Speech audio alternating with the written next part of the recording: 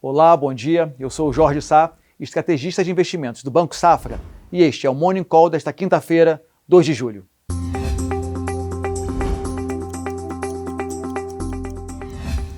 O Ibovespa voltou a subir e terminou os negócios ontem acima dos 96 mil pontos. O movimento positivo foi ainda maior no mercado cambial, e o real ganhou mais de 2% contra o dólar. Um dos fatores que deram força aos ativos foi o relatório divulgado ontem pela ADP e pela Moody's, considerado uma prévia da situação do mercado de trabalho nos Estados Unidos. A pesquisa mostrou a contratação de 2 milhões e 400 mil trabalhadores no setor privado em junho, além de revisar bastante para cima o número reportado em maio para 3 milhões de admissões. Embora ainda não apaguem as perdas de março e abril, os dados indicam uma possível recuperação do emprego no país.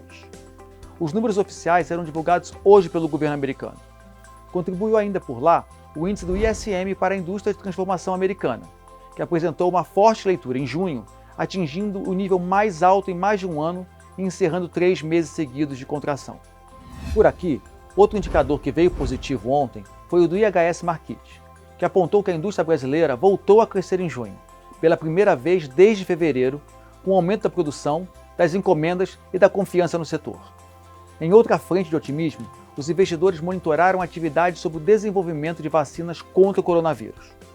A americana Pfizer e a alemã BioNTech anunciaram ontem que uma vacina experimental apresentou resultados positivos em sua primeira fase de testes clínicos.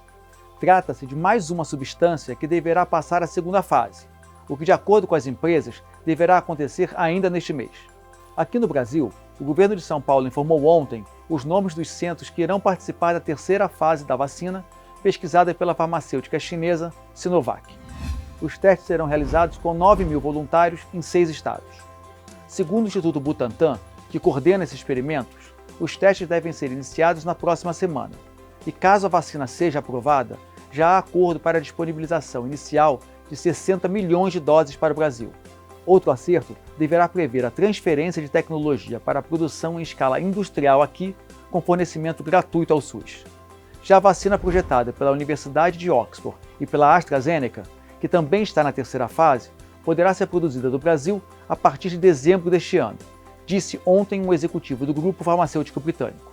Isso porque há acordo com o governo brasileiro para que, caso a vacina se mostre eficaz, a Fiocruz inicie a produção imediatamente.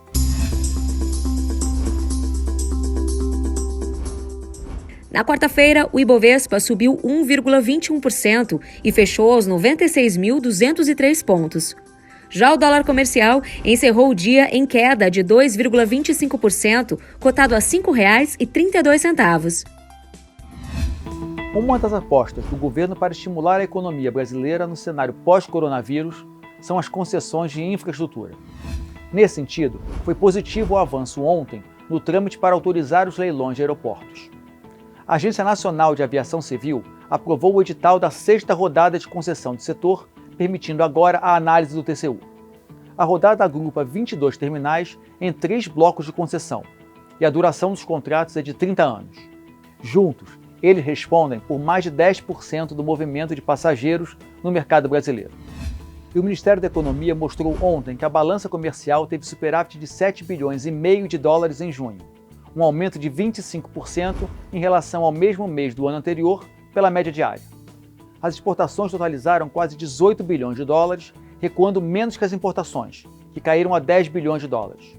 Contribuiu para o resultado a alta nos embarques para a China, que compensaram a fraqueza dos negócios com parceiros geograficamente mais próximos. A pasta revisou a estimativa para o saldo comercial em 2020 de superávit de 46 bilhões para um de 55 bilhões de dólares, previsão mais próxima aos cálculos do time de macroeconomia do Safra. E hoje iremos conversar com mais um executivo de destaque sobre os desafios impostos pela pandemia.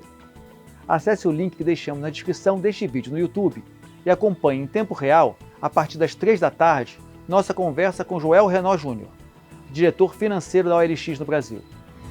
Esse foi um dos principais destaques desta quinta-feira. Tenha um ótimo dia, bons negócios e até amanhã.